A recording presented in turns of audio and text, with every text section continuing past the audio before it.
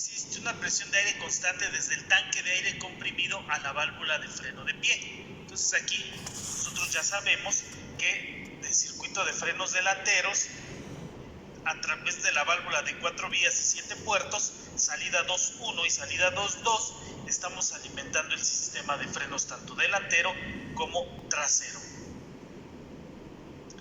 Dice, cuando el pedal de freno está sin alterar, existe una presión de aire constante desde el tanque de aire comprimido a la válvula de freno de pie, la válvula de admisión y la válvula relevadora. Entonces, va a haber aire aquí en la válvula de admisión y en la válvula relevadora.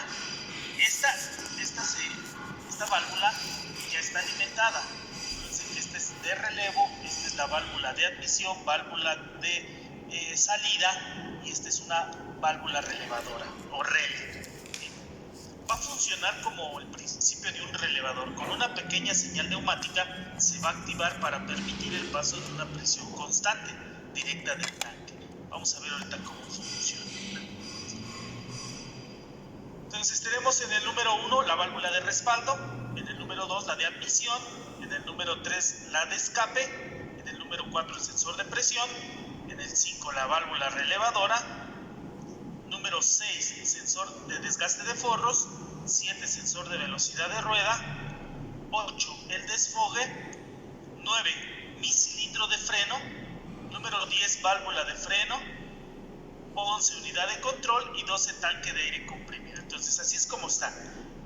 Recibió alimentación el módulo está habilitando al pedal, ya sabemos, ya lo analizamos, 5 voltios, señal de tierra, de igual manera empieza a comunicarse con el enlace CAN, le va a mandar también alimentación a la válvula moduladora, una señal de tierra y una señal de 24 voltios, ¿vale? Los sensores, bueno, pues empiezan también, si ahorita está parada la unidad, pues no hay señal, pero en cuanto empiece a trabajar, pues vamos a tener nuestra señal de velocidad y bueno, el de desgaste de forros sí está mandando señal, ¿vale? Entonces así es como está trabajando ahorita la válvula moduladora.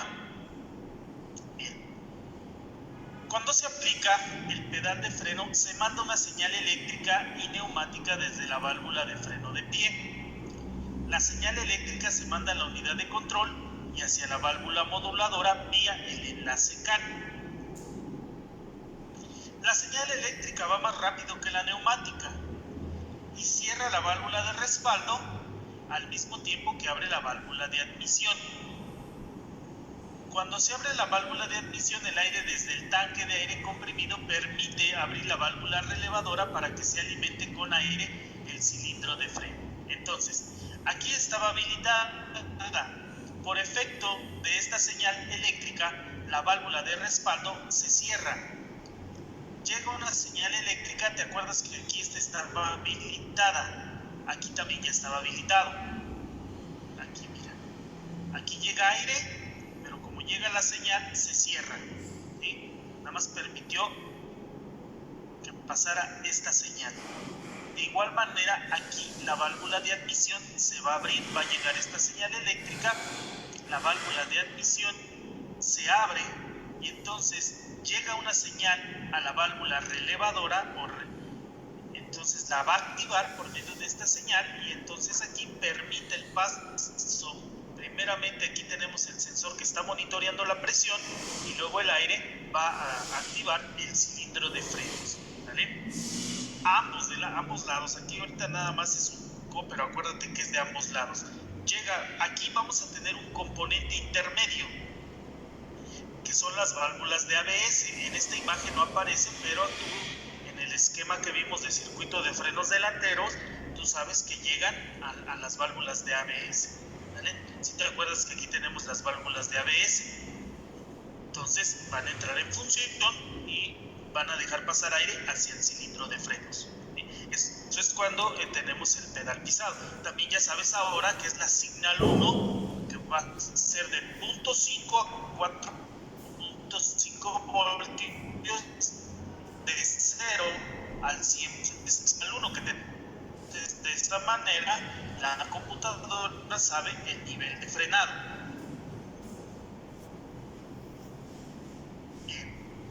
Cuando nosotros tenemos constante el frenado, dice el sensor de presión mide qué presión se envía al cilindro de freno.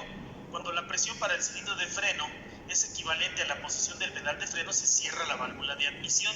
¿Sí? Quitamos esta señal, se cierra para mantener, ¿sí?, esa presión. Es cuando tenemos el pedal pisado, que es un freno constante. Entonces también se cierra la válvula relevadora. Aquí, como ya aquí dejamos sin señal, se cierra. La presión de aire para el cilindro de freno se estabiliza y no cambiará antes de que se cambie la posición del pedal de freno. En cuanto yo empiece a soltar el pedal de freno, que ahora estoy mandando la Signal 2, la señal invertida, entonces es cuando la computadora sabe que estoy soltando para realizar el siguiente paso, que va a ser el desfogue. Entonces, cuando el pedal del freno se suelta, una señal se manda a la válvula de escape. Entonces ahora va a llegar la señal a la válvula de escape. ¿Cómo lo vas a ver la computadora? Porque aquí la señal invertida le está diciendo que estoy soltando el pedal. Entonces dice, tengo que mandar esta señal a la válvula de escape, ¿sí?, para que abra. Dice, luego el aire fluye desde el cilindro de freno a través de la válvula relevadora y la válvula de escape. ¿Sí? Tenemos dos señales, perdón. La válvula antes de que se evacúe a través de una salida. Si ocurre una avería en el sistema EBS, si por ejemplo cesa el voltaje, siempre existe un respaldo neumático.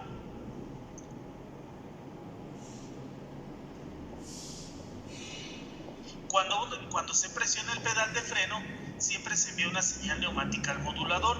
Cuando la válvula de respaldo no tiene corriente, el aire pasa directo a la válvula de respaldo y abre la válvula relevadora. Estamos hablando aquí de la válvula de respaldo. Y ya abre la válvula relevadora para que el aire se libere hacia el cilindro de frenos. ¿Vale?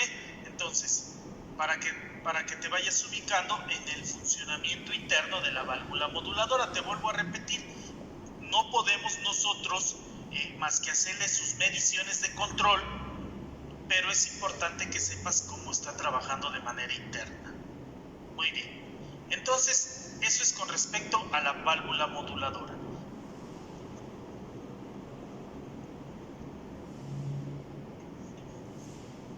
Muy bien. ¿Dudas, muchachos?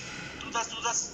Voy a dejar de compartir la presentación y para reforzar un poquito nada más el funcionamiento de...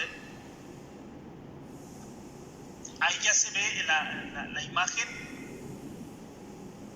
Si estás viendo el no se ve, Julio. A ver, permítanme.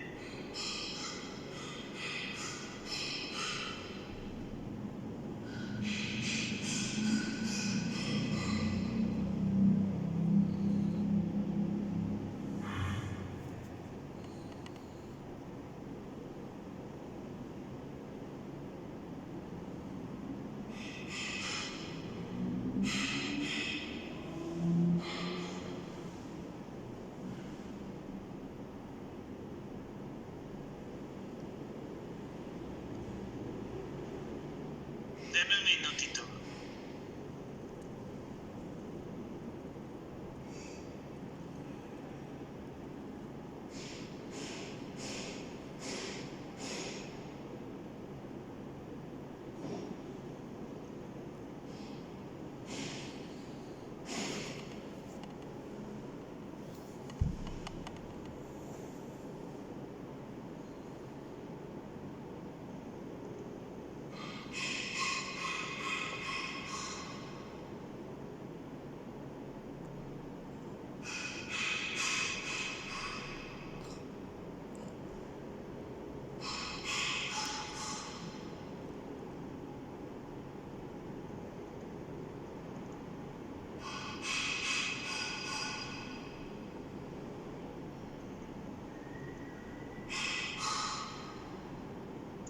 ¿Ahí ya lo ven, muchachos?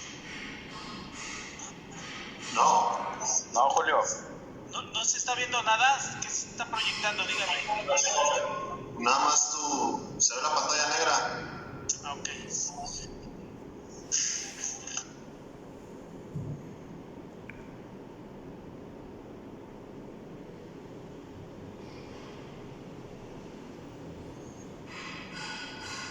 Ahí está la presentación de PowerPoint.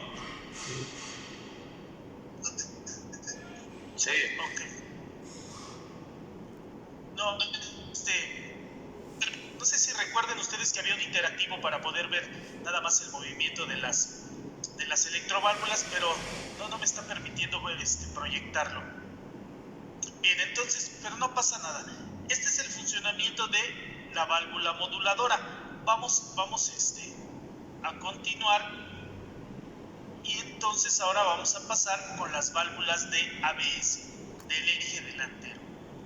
El freno del eje delantero comprende un modulador único que aplica presión de aire a las cámaras de freno a través de las válvulas ABS de la rueda delantera. El modulador aplica la presión del freno de la manera descrita anteriormente, pero la función ABS se controla por separado a través de la unidad de control EBS mediante las válvulas ABS de las ruedas delanteras. ¿Qué quiere decir? El modulador va a proporcionar presión de aire hacia las válvulas de ABS, pero la computadora del motor, de frenos, es la que va a hacer el control de cada una de ellas. Ya no lo va a hacer directo el modulador, sino lo va a hacer directamente el MIG 136. ¿Vale? Dice, si una o dos de las ruedas delanteras tiende a bloquearse, esta información se enviará desde los sensores de velocidad de las ruedas a la unidad de control EBS, que a su vez envía una señal a los dos solenoides de la válvula ABS que modulan la presión de freno. Entonces, cuando entra la función de ABS, los sensores de velocidad de rueda son los que le van a indicar a la unidad de control electrónico, primeramente al modulador, y el modulador a través del enlace de datos le dice al MIG 136 que se está trabando una rueda, entonces, o que se está haciendo un frenado al 100%. Entonces la unidad de control, el MIG 136, va a empezar a activar las válvulas de ABS, pero las va a controlar directamente el módulo. ¿Sale? Bien, tenemos aquí es un conjunto de dos electroválvulas. Tenemos la entrada, el número 1, entrada de aire, en el número 2, la salida, en el número 3, la ventilación, en el 4, la bobina para la válvula 6, en el número 5 la bobina 2 para la válvula 7, en el número 6, 6A y 6B son válvulas dobles que controla el diafragma número 9, el número 7 es 7A y 7B, válvulas dobles que controla el diafragma número 8, número 8 diafragma de ventilación, y número 9, diafragma de presión de entrada.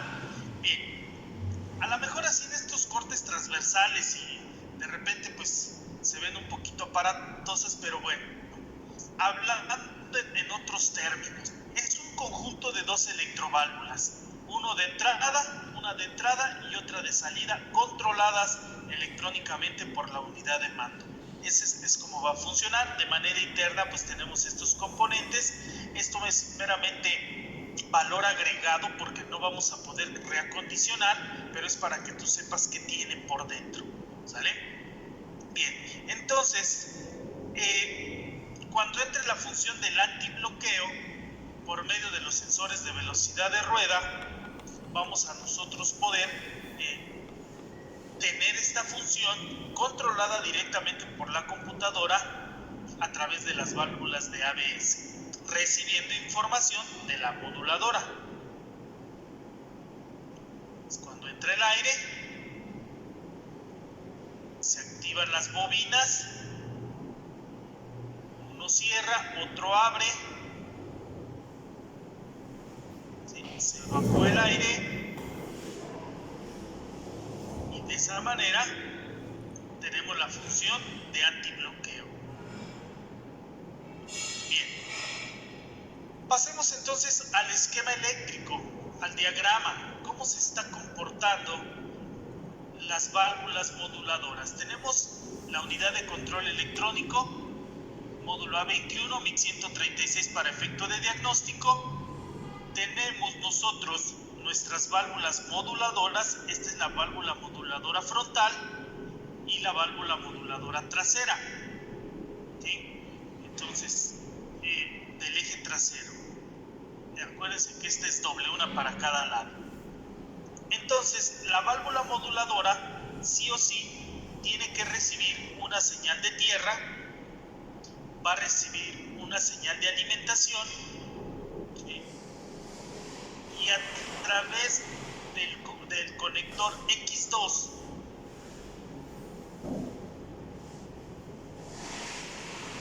en la posición 8 y en la posición 9, ¿sí?, va a llegar el enlace de control. Este enlace de control de igual manera va a tener un CAN alto, un CAN bajo.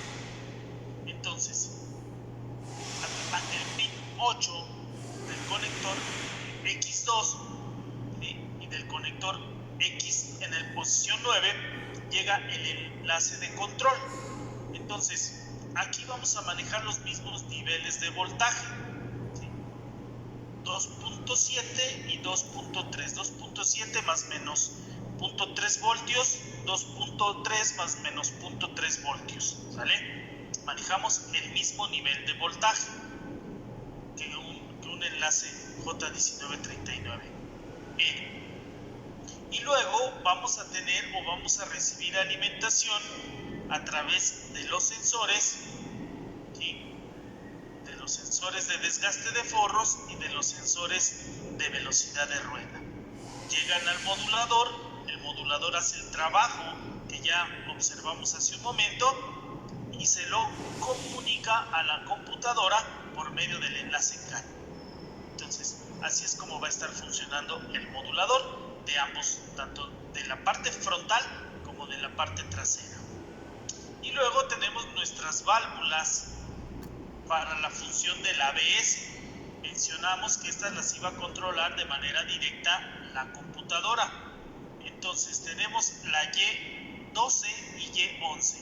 Este es para el lado derecho y este es para el lado izquierdo, ¿sí?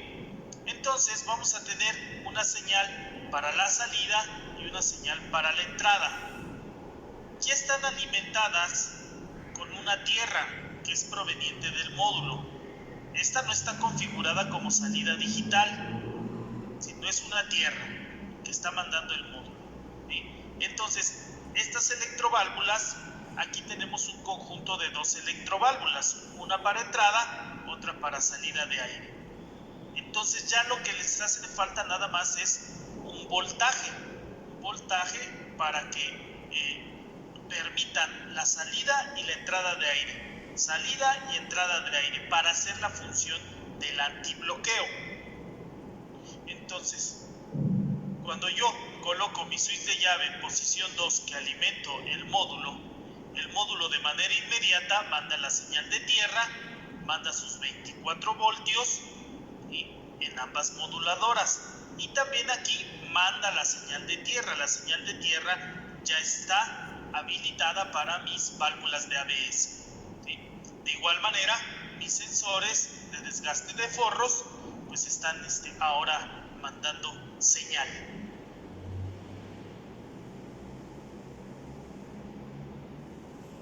Cuando empezamos la conducción, entonces ahora los sensores de velocidad están mandando información para la válvula moduladora, y la válvula moduladora le transmite esta información al módulo de frenos, ¿sí? Muy importante el funcionamiento de los sensores de velocidad. Cuando nosotros tenemos un problema o una falla con un sensor de velocidad, aparte de que no va a estar funcionando la parte electrónica del sistema de frenos, va a estar prendido el icono de ABS De igual manera, esto se ve reflejado en el funcionamiento de la transmisión y también en el funcionamiento del retardador. Entonces, si nosotros tenemos un problema con los sensores de velocidad de rueda, primero hay que atender la falla de esos sensores y después, si tenemos algún código de avería en la transmisión o en el retardador, después seguiríamos con eso, pero primero es atender la falla para poder nosotros tener plena seguridad de que no esté influyendo esta avería en el sensor de velocidad de rueda con la transmisión. ¿Vale? Bien. Cuando yo piso el pedal de freno y entra la función de antibloqueo, esto es lo que va a suceder. Entonces manda señal para que permita el paso de aire, ¿sí? Al permitir el paso de aire, el cilindro de freno se activa, frena la unidad y después lo saca. Por eso es entrada, salida, entrada, salida. Entonces, entra aire, aplica freno, sale. Entra aire, aplica freno, sale. ¿Para qué? Para que se dé ese efecto. El efecto que estás viendo aquí en la rueda. Y de esa manera tenemos la función de antibloqueo. Esta función vamos a hablar más adelante un poquito más de ella, pero bueno, adelantando, pues esa es la finalidad, ¿verdad? Que tengamos una distancia menor de frenado, mayor estabilidad, que la dirección al momento de frenar siga o se mantenga en la posición en que llevamos la dirección, y son muchas ventajas de tener este sistema de ABS. Pero ¿cómo se va a realizar? Se va a realizar por medio de estas válvulas selenoides. Bien, muchachos, ¿alguna duda, comentario hasta aquí?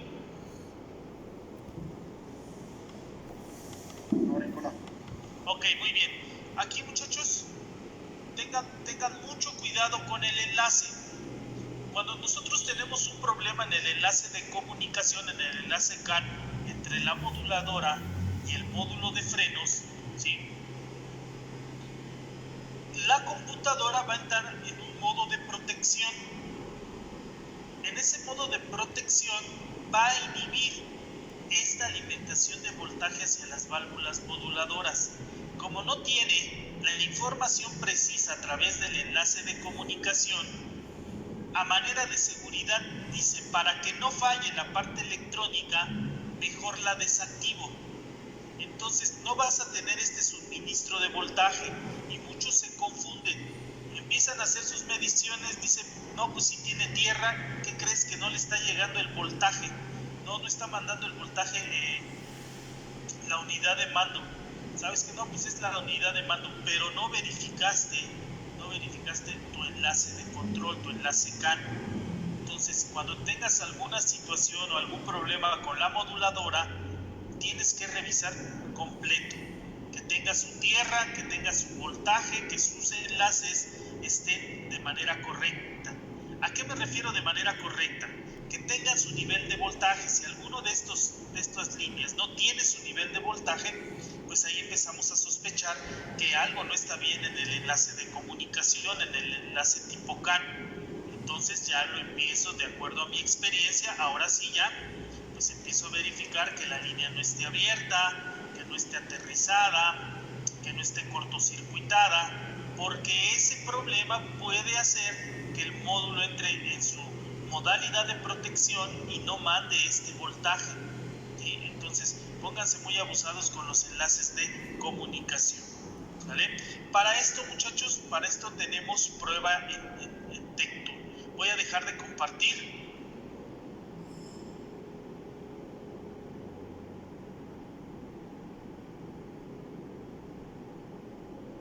Para poder compartir con ustedes la información en Impact. ¿Sale? Ya se ve, Julio. Muchas gracias. Ok, entonces fíjense muy bien. Dice que la alimentación de tensión para el modulador, ¿sí? En el esquema eléctrico para el eje motriz llega en B4, para el primer eje llega en B7. Entonces va a ser de 24 voltios. El modulador debe recibir alimentación de 24 voltios. ¿Sí? Muy bien, eso es para el modulador.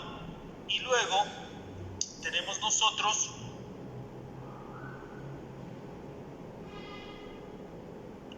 el modulador, el enlace, ¿sí? Para el primer eje 2.7, para el CAN alto más o menos 0.3 voltios, y para el CAN bajo 2.3 más o menos 0.3 voltios. Esto es lo que tú tienes que medir. Para el eje propulsor o el eje motriz son los mismos niveles de voltaje. Ahora, ¿quieres hacer el diagnóstico en mis válvulas, electroválvulas de ABS? Pues tenemos primeramente del lado izquierdo la de salida, ¿sí? Cuando está inactivo debo de tener 0 voltios, de 0 a 1 voltio, que la función está inactiva. Cuando la función se activa, que pisamos el pedal de freno, entonces ahí tengo que medir 24 voltios, ¿sí? Por eso aquí dice válvula activa y tenemos este numerito 2. Para probar los moduladores puede usarse TechTool con la prueba 50011-3, moduladores prueba. Entonces tengo prueba en TechTool para checar los moduladores. Y también este numerito del número 2 dice que yo puedo activar estas válvulas con la TechTool con la prueba 59376-3. Entonces de esa manera yo puedo verificar el estatus de estas electroválvulas, de las válvulas de ABS, ¿sí? Y de esa manera pues yo poder hacer un diagnóstico preciso de esas electroválvulas. Siempre van a tener constante una señal de tierra proveniente del módulo. Por eso es que aquí en B10 no tengo voltaje porque está inactivo. Cuando se activa la función, que ahora yo necesito sacar el aire porque esta es la de salida, va a llegar un voltaje de 24 voltios. Cuando yo necesito que se permita la entrada de aire, ¿sí? Entonces de igual manera, pero ahora en B13 van a llegar 24 voltios, ¿sí? Entonces estamos verificando a través de la literatura de servicio el funcionamiento con respecto al diagrama eléctrico, ¿sale? Y aquí complementándolo con VCATS Pro o con TechTool, como quieras llamarlo, ¿sale? Entonces tenemos estas dos pruebas para los moduladores y para las válvulas de ABS. Bien, entonces regresamos nuevamente a la presentación, ¿sale? Voy a dejar de compartir Impact. Vamos a estar interactuando de esta manera para poder ir complementando, ¿sale? Ok, aquí nos quedamos. Ya se ve, Julio. Bien, entonces así es como va a estar trabajando la función del antibloqueo. Bien, ahí soltamos el pedal y ya no tenemos señal aquí y seguimos el trabajo normal de la unidad, ¿sale? Aquí lo único que va a estar recibiendo la válvula moduladora son las señales de los sensores de desgaste de balatas y las señales de los sensores de velocidad. Bien. Entonces terminamos con el circuito de frenos delantero y trasero. Vámonos al circuito de frenos de estacionamiento.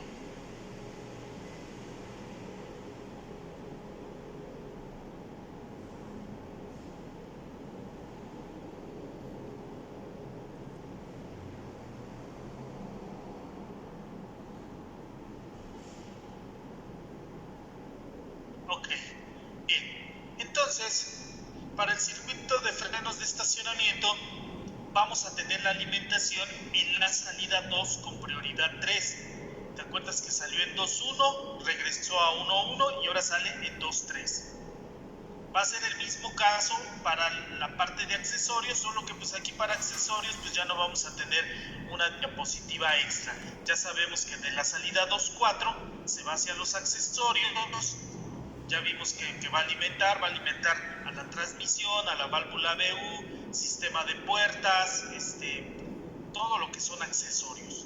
Entonces ahora, de aquí, de la salida 2.3 sale aire regulado con una presión de 760 más menos 10 kilopascales. Va a llegar aquí al tanque de circuito de frenos de estacionamiento, y de aquí tenemos una válvula unidireccional. Nada más va a permitir la salida de aire, y vamos a mandar una señal a mi válvula 21C. Esta es la válvula relevadora para el circuito de frenos de estacionamiento, ¿vale? Entonces aquí tenemos la válvula relevadora. Mandamos presión de aire y llegamos a este componente, al nimble de bomba, que es para el circuito de frenos de estacionamiento.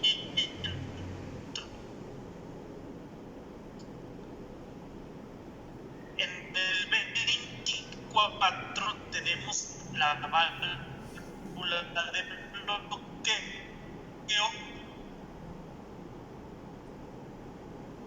la válvula de estacionamiento, y aquí tenemos estos sensores que, bueno, ya no los utilizamos más que derecho a la válvula. Entonces, cuando nosotros aplicamos o soltamos el pedal, vamos a mandar una señal neumática. Esa señal neumática va a llegar a la válvula bidireccional, va a pasar por la válvula bidireccional, ¿sí? Y va a activar la válvula relevadora. La válvula relevadora, como ya tiene una alimentación grande proveniente del tanque, ¿sí?, va a permitir el paso de aire para liberar los cilindros de frenos, ¿sí? Entonces ahí se libera. Llega la presión de aire, contrae el resorte y se liberan los frenos, ¿vale? Entonces ese es el trabajo normal. Tenemos la válvula de obstrucción o de bloqueo, que viene siendo la número 24. Esta válvula de obstrucción es una válvula de seguridad cuya función es la de prevenir la liberación incontrolada del freno de estacionamiento. Si el sistema neumático ha estado sin presión y se arranca el motor, la válvula de obstrucción evita que el aire fluya a los cilindros de los frenos durante la fase de carga. Si la válvula de freno de estacionamiento se dejó abierta, solo cuando la presión alcanza aproximadamente 400 kilopascales es posible presionar la válvula de obstrucción y así liberar el freno de estacionamiento. Entonces, en pocas palabras, es una válvula de seguridad. En caso de que, por ejemplo, en una situación que a lo mejor tengamos una fuga, ¿sí?, o que el autobús ha estado mucho tiempo parado y se descargó el sistema de carga, entonces esta válvula se va a abrir, ¿sí?, evitando el paso de aire hacia la válvula del freno de estacionamiento, ¿sí? Entonces, hasta que no tenga yo una presión aproximadamente de 400 kilopascales, 4 bares, yo la voy a poder restablecer y permitir el paso de aire hacia la palanca, hacia la válvula de freno de estacionamiento. Entonces es de seguridad. Luego tengo la válvula de freno de estacionamiento. Dice, la válvula de freno de estacionamiento obtiene su alimentación del tanque del freno de estacionamiento. Esta válvula aplica y suelta el freno de estacionamiento, evacuando y alimentando aire comprimido respectivamente a los cilindros de freno de resorte. La válvula de freno de estacionamiento puede aplicarse y soltarse gradualmente lo que significa que el freno de estacionamiento puede usarse como freno de emergencia, ¿sí? Pero dice que debe de hacerse gradualmente. Ya en una situación así extrema que pues el autobús se haya quedado sin frenos, o que les digo que pues hasta ahorita con la experiencia en autobuses que tengo, pues nunca hemos tenido un caso ni esperemos nunca tenerlo, ¿verdad? Pero se puede utilizar como un freno de emergencia. Si el circuito de freno de estacionamiento, la alimentación a la válvula de freno de estacionamiento ha estado sin presión, por ejemplo, después de un periodo largo de que el autobús esté estacionado, la válvula bloqueadora de presión deberá presionarse primero para obtener aire comprimido en los cilindros de freno de estacionamiento para soltar el freno de estacionamiento. Entonces, es así como funciona. Aquí están sus componentes internos. Entonces, nada más para que ustedes sepan qué trae por dentro.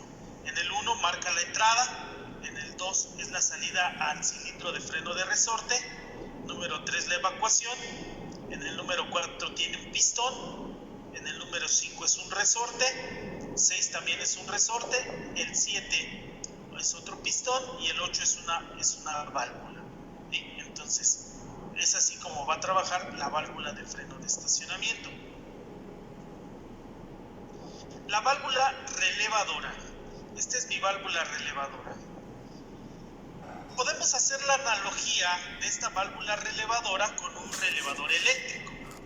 ¿Sí? Tienen el mismo principio de funcionamiento y el mismo objetivo.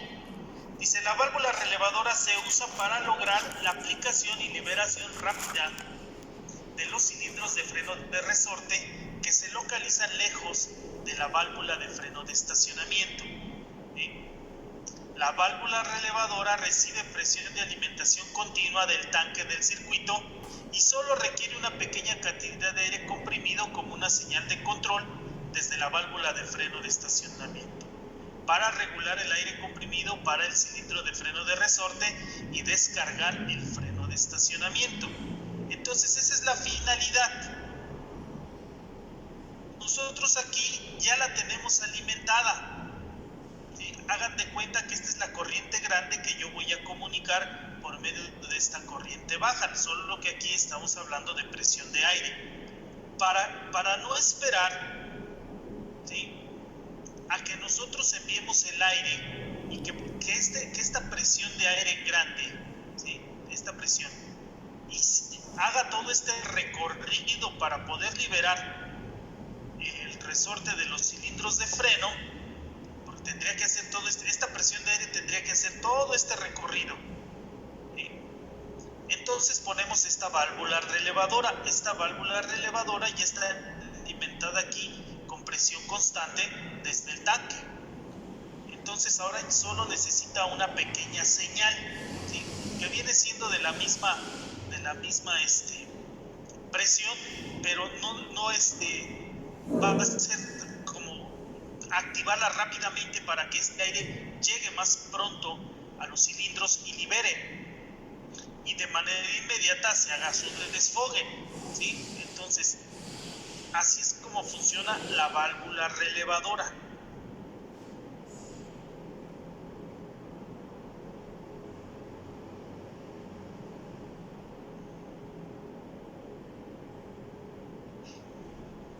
Son sus componentes internos, ¿sí? Siempre va a ser entrada, 2 salida al cilindro de frenos, 3 evacuación.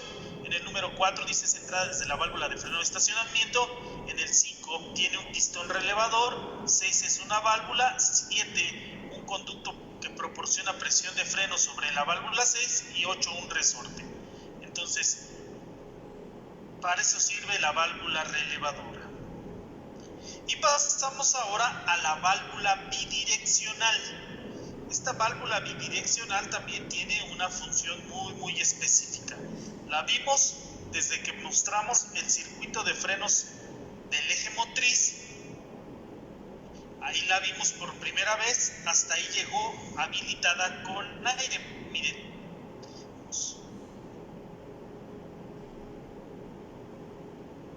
con aire proveniente del pedal. Aquí tenemos, miren, luego aquí tenemos otra presión de aire, ¿sí? Entonces fíjense muy bien para qué sirve esta válvula. Dice, si se aplica el freno de pie cuando está aplicado el freno de estacionamiento, habrá una carga alta en el cilindro de frenos y en otros componentes en el freno de rueda posterior. Para reducir la carga se usa una válvula bidireccional que alimenta aire en el circuito de estacionamiento y suelta el freno de estacionamiento cuando es el freno principal. Durante la liberación normal del freno, el aire comprimido entra a la conexión 2 y sale a través de la conexión 3. Si se aplica el freno principal cuando está aplicado el freno de estacionamiento, el aire va a entrar en la conexión 1, dispara el pistón para que el aire comprimido vía la conexión 3 suelte el freno de estacionamiento al mismo tiempo que se aplica el freno principal. ¿Vale? Entonces, ¿qué es lo que va a suceder? Si nosotros tenemos aplicado el freno de estacionamiento, hay presión aquí en los resortes, ¿sí?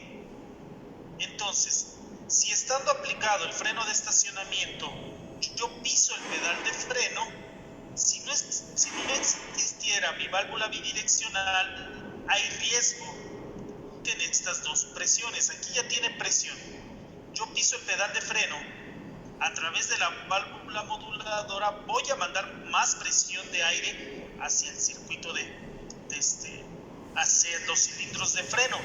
Entonces hay riesgo de dañar los cilindros de freno porque es mucha presión la que estoy mandando. ¿Qué va a suceder en este caso? En este caso, por medio de la válvula bidireccional, si yo tengo presión de aire, ¿sí?, y yo tengo aplicado el freno de estacionamiento, yo piso el pedal, el aire va a llegar aquí en la entrada 1, va a mover este pistón hacia acá, y entonces rápidamente va a liberar el freno de estacionamiento al mismo tiempo que la moduladora está aplicando freno, ¿sí? Pero ya no se juntaron porque a través de la válvula relevadora aquí soltó, es como si soltaras o si liberaras el parking, ¿sí? Pero lo va a hacer a través de la válvula relevadora. Esta presión ya no la deja pasar, desliza el pistón y entonces ahora se suelta aquí porque aquí estamos activando, ¿sí? Aquí en el dibujito ya no está la señal hacia el circuito hacia los cilindros de frenos. Aquí le falta la continuidad de la salida 2, ¿sí? Aquí la teníamos.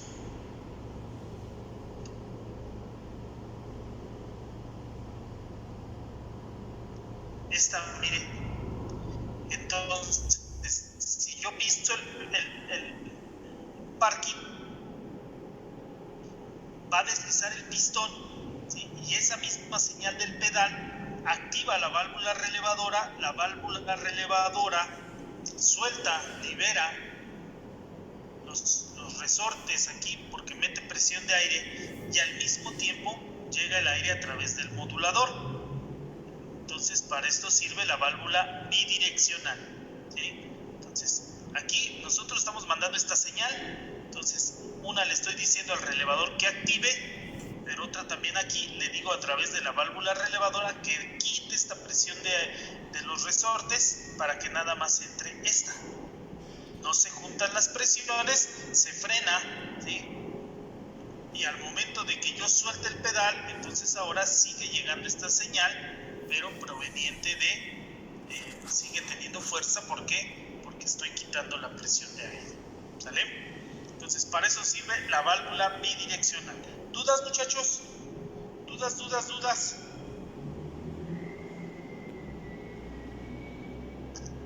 No, ninguna. Ok, muy bien. Entonces vamos a continuar.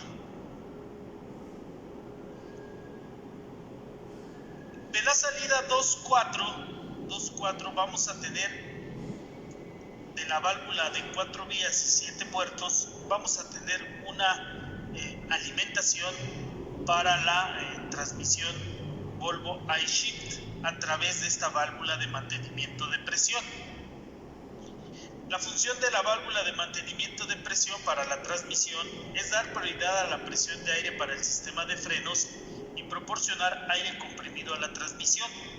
Solo cuando la presión enfrente de la válvula de mantenimiento de presión ha alcanzado un valor de 650 a 950 kilopascales, la válvula de mantenimiento se localiza en la conexión de alimentación proveniente del puerto 24 de la válvula de 4 vías. Entonces, de ahí, aparte de alimentar a la transmisión, bueno, pues se va a ir a alimentar todo lo que son los accesorios. ¿Sí? Bien. Tenemos ahora el cilindro de frenos delanteros. Estos cilindros, ¿sí? En la literatura de servicios sí vas a encontrar un kit de reacondicionamiento. Solo sigan los procedimientos, tengan mucho cuidado cuando vayan si es que les toca hacerlo, porque este resorte tiene mucha tensión. De hecho, en el documento recomiendan utilizar una prensa. Entonces, si les toca hacer o algo, tengan mucha precaución. Mejor sigan los procedimientos en la literatura de servicio, porque sí es riesgoso. Dice, un cilindro de una sola membrana se localiza en el circuito de rueda delantera. Estos cilindros se usan para frenos de rueda en la rueda delantera y circuitos de ejes. En el cilindro de una sola membrana la fuerza se transfiere de forma mecánica desde el aire comprimido a las balatas de freno de rueda. Entonces, tenemos aquí en el número 1 una cámara, en el número 2 un émbolo, en el número 3 el resorte, en el número 4 la membrana de caucho, 5 la entrada de aire y 6 la reserva. El circuito de freno posterior dice que un cilindro de freno de resorte se localiza en el circuito de rueda posterior montado directamente en el freno de disco. Este consta de 2 componentes incluidos en una pieza, un componente principal de freno y el componente de freno de estacionamiento. Por eso muchos se les llaman cilindros dobles. El cilindro de freno de resorte está construido para soportar una presión de hasta 100 kilopascales, 10 bares, en el componente principal de freno y hasta 850 kilopascales, 8.5 bares, en el componente de freno de estacionamiento. La carrera de cilindro disponible es de 65 milímetros. ¿Vale? Y luego, bueno, pues aquí también tenemos sus componentes. En el número 1 es el émbolo, número 2 es el resorte, 3 el componente principal de freno, 4 una membrana, número 5 el pistón, número 6 otro pistón, número 7 el resorte de freno de estacionamiento, número 8 componente de freno de estacionamiento y número 9 tuerca de liberación. De igual manera, si van a liberar, que se hayan quedado sin presión de aire y van a liberar los cilindros, sigan las instrucciones en la literatura de servicio. Sumamente importante seguir la documentación de servicio. Bien, hasta aquí, muchachos, estaríamos terminando con la parte neumática y la parte eléctrica, tanto del sistema de carga, circuito de frenos delanteros, circuito de frenos traseros y también freno de estacionamiento. ¿Vale? Bien, vamos a entrar a hablar ahora de los frenos de disco, frenos de B. Nosotros hemos manejado 2 variantes. Los frenos de disco DB, así se llamaban solitos, y actualmente seguimos trabajando con frenos de disco, solo que hubo algunos cambios en el diseño. El elemento ajustador, ¿sí?, para el circuito de frenos, para los frenos de disco, cambió. Ya no tiene kit de reacondicionamiento, ahora es un solo mecanismo que se vende como un solo conjunto, y ahora esta variante recibió el nombre de frenos de disco ELSA 225. Este diseño y este sistema están patentados para Volvo, pero no son Volvo, son de Meritor. La marca Meritor es la que nos fabrica este sistema de frenos, ¿vale? Pero es importante que ustedes lo sepan. Vamos a hablar ahora de los frenos de disco. Tenemos el freno de disco delantero y el freno de disco posterior. Los frenos de disco cuentan con una construcción simple.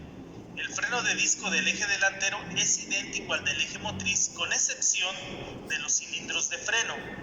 El freno de disco delantero cuenta con un solo cilindro de diafragma de 24 pulgadas y el freno de disco posterior está equipado con un cilindro de frenos de resorte constituido por un cilindro de freno para conducción de 24 pulgadas y por uno de freno de estacionamiento de 30 pulgadas. Por eso les decía que se menciona que es un cilindro de frenos doble, porque uno es para el frenado normal y otro es para freno de estacionamiento.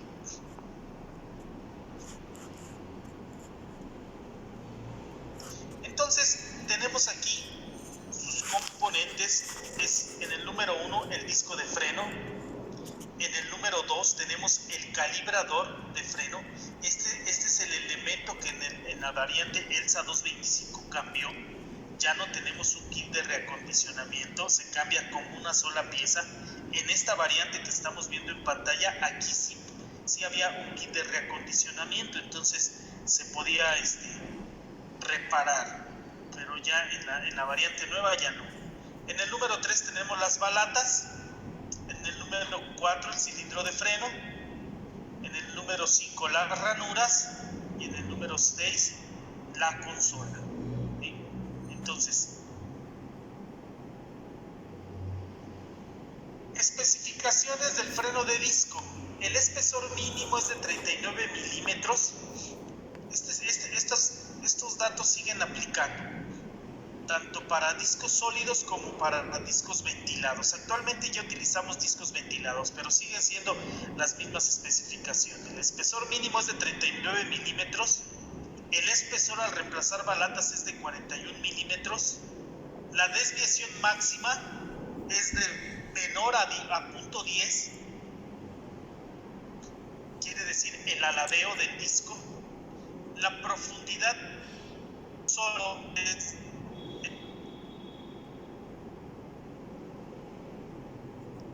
0.5 milímetros. Entonces es importante que cuando nosotros hagamos el procedimiento de cambio de balatas, verifiquemos estos datos con respecto al disco.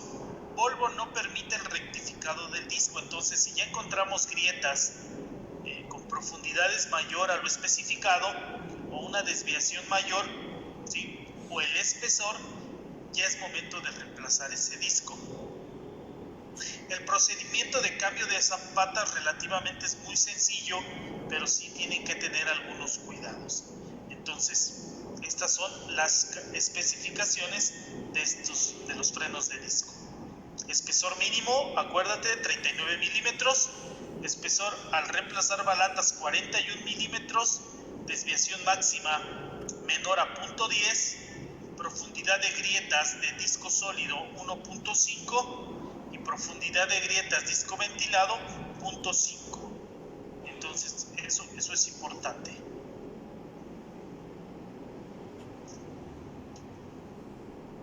Para los frenos de disco de ELSA 225, este elemento ajustador que ustedes ven aquí, este es el que ya no tiene ningún kit de reacondicionamiento. Aquí se tiene que reemplazar completamente todo el elemento ajustador. De igual manera, pues ya no es como anteriormente que podíamos nosotros aquí mover para el sensor de desgaste de forros. Inclusive había una herramienta especial para poderlo calibrar. Aquí ya no. Entonces, si ya tengo algún problema, que cambio balatas y me sigue mandando que tengo ya forros desgastados, y verifico que toda la parte electrónica está bien, entonces puede ser que ya hay un problema interno en el elemento ajustador. Se tendría que reemplazar todo lo venden en una sola pieza, no hay kit de reacondicionamiento. Estos frenos de disco ELSA 225 se llaman que son, la mordaza es una pinza flotante. ¿Por qué? Porque está solamente apoyada sobre estos bujes. Entonces, de igual manera, es importante que cuando hagan el reemplazo de balatas, verifiquen el juego. El juego máximo, el juego axial, es de 2 milímetros. Entonces, lo tienes que verificar con tu comparador de carátula. Y hay una herramienta especial para aplicar cierta fuerza y poder hacer la medición. En caso de que ya esté fuera de especificación, se tendrían que reemplazar los bujes. Ahí también cabe mencionar que hay un nuevo número de parte. Anteriormente eran bujes un buje de bronce ovalado, ¿sí?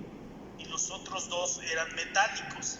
Actualmente ya ese buje de bronce se ha descontinuado y ahora son bujes que les han llamado encasquillados porque traen un doble casquillo. Con eso se está y se corrigió mucho el juego prematuro en la mordaza, que fue algo que se estuvieron reclamando con los clientes. Entonces hay que hacer todas esas verificaciones, seguir los manuales para poder hacer un reacondicionamiento correcto. Dice, las balatas se pueden reemplazar con facilidad, son autoajustables y el sistema no requiere lubricación. Entonces, les comentaba que esto es de los argumentos más fuertes que tenemos en la marca Volvo con respecto a la conservación de las balatas. Con un buen trabajo de retardador, pues mis balatas tienen un tiempo prolongado de vida. Entonces, eso es muy importante. En ambas versiones, tanto de frenos de disco como frenos de disco ELSA 225, vamos a contar con dos indicadores para desgaste de balatas.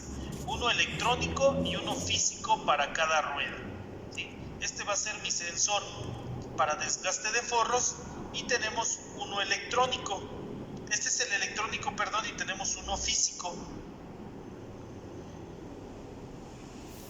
Entonces, la especificación A dice que son pastillas de freno nuevas. Estas tienen que tener un grosor de 20 milímetros. Conforme se va desgastando la balata, este indicador físico va introduciéndose, ¿sí? Como se está desgastando la balata, se va introduciendo. Tiene como ciertos pasos. Cuando llegamos a la posición B, dice que es el nivel para cambio. Y en ese nivel para cambio, el grosor de la pastilla ya es de 4 milímetros. ¿Vale? Entonces, vuelvo a repetirles, es un procedimiento relativamente sencillo el cambio de balatas, pero sí es importante que no perdamos de vista el verificar bien los cubrepolvos, verificar bien el disco. Ya ahorita ya tienen ustedes las especificaciones, el juego axial de la mordaza, para verificar que no esté fuera de especificación, ¿sí? Y de esa manera, pues, cuando yo aprovecho que ya hice el desmontaje de la rueda para poder cambiar mis zapatas, pero aprovecho también para hacer todas estas revisiones. Entonces eso es muy importante. Dice, cada pinza de freno tiene un sensor de desgaste electrónico para indicar el desgaste de las pastillas. Cuando queda menos del 20% de forro, se enciende una lámpara amarilla y se emite un mensaje en el display. Bien, entonces aquí nosotros tenemos una nota. Dice que atañe a los vehículos con EBS referencia 2137-5989. Este EBS fue introducido en la producción en la semana 949. Es decir, en la semana 49 del año 2009, a partir del número de chasis 139163. Antes de esta fecha y antes de este chasis, estamos hablando de unidades con la versión BA 1.5 y las primeras BA2, ¿sí? Cuando tú haces el reemplazo de balatas, aparte de hacer el ajuste mecánico por medio del ajustador que traemos en la mordaza, ¿sí? También era necesario conectarnos con TrueTuring y correr la prueba y la calibración. Eso lo teníamos que hacer para que la computadora ahora supiera que teníamos balatas nuevas y empezar a monitorear el desgaste, ¿sí? Pero luego salió este boletín de servicio, que a partir de este número de chasis y de esta fecha y el EBS con esta referencia, ya no es necesario realizar ese procedimiento. El software de la computadora de manera automática detecta que hay balatas nuevas y entonces actualiza el software, se actualiza el software indicando o sabiendo que ya tiene balatas nuevas. Ya solamente se hacía el ajuste mecánico, ¿sí? Entonces, para que ustedes tomen nota y lo consideren.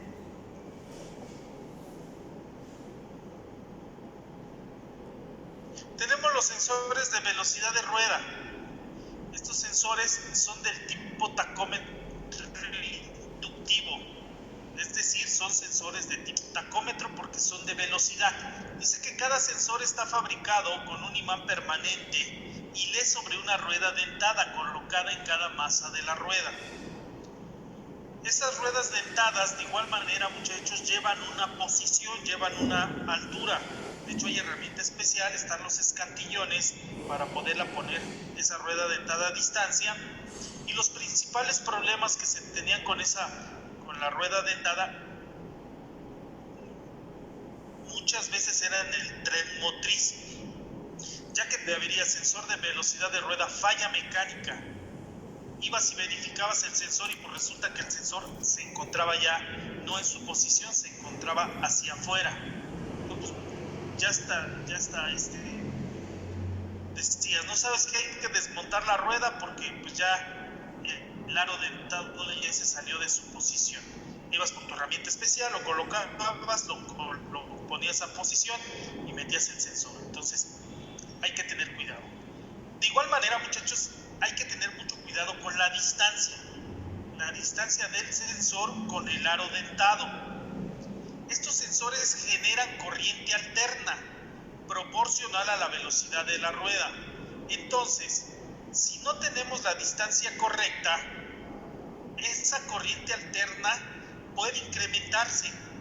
Y tuvimos algunos casos donde se incrementaba tanto que llegaba a dañar el modulador de manera interna. ¿Y por qué? Porque le estaba mandando una corriente muy grande. Entonces hay que tener cuidado con la posición. Dice, las señales pasan primero a la moduladora y de ahí pasan a la eco.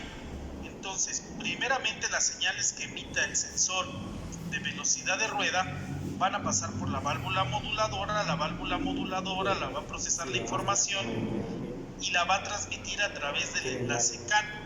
Ya llegando al módulo, al MIT 136, el módulo MIT 136, a través de J1939, pues ya estará compartiendo esta información de la velocidad de ruedas con los sistemas que utilicen esta información. Hace ratito les mencioné que de esos sistemas, la transmisión era una de ellas que ocupaba la señal del sensor de velocidad de rueda para saber cuándo hacer un desembrague.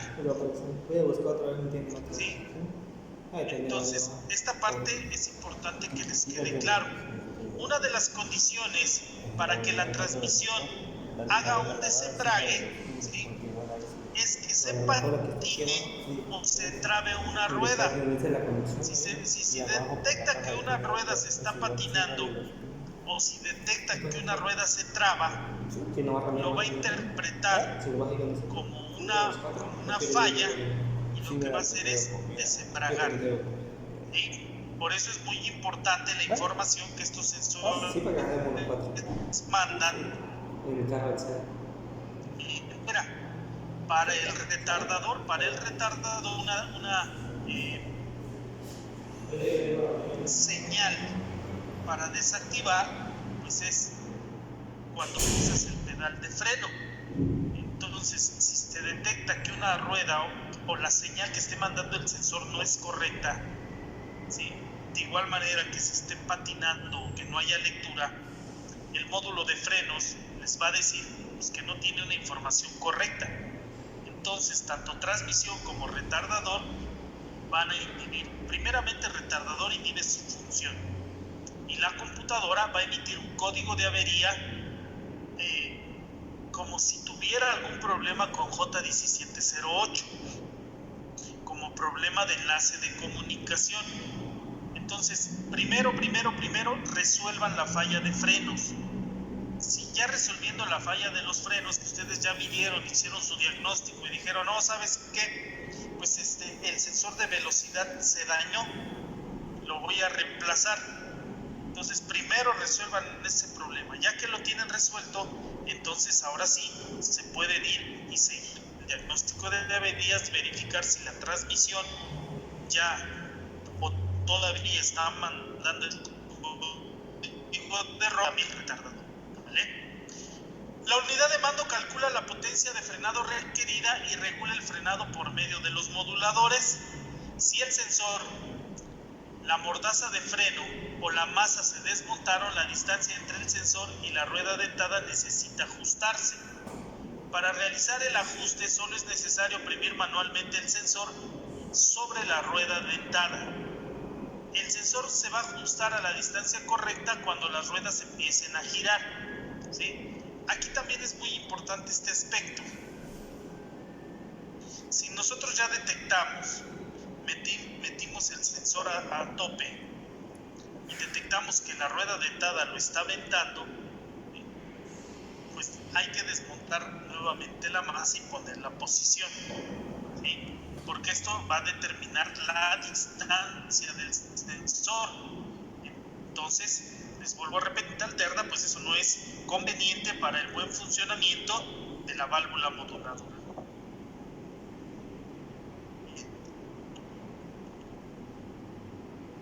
Pues entonces ahora vamos a entrar a las funciones. Pero bien, antes de entrar a las funciones, muchachos, vamos nuevamente a apoyarnos en la literatura de servicio para poder observar cuáles son las mediciones que puedo realizar a través de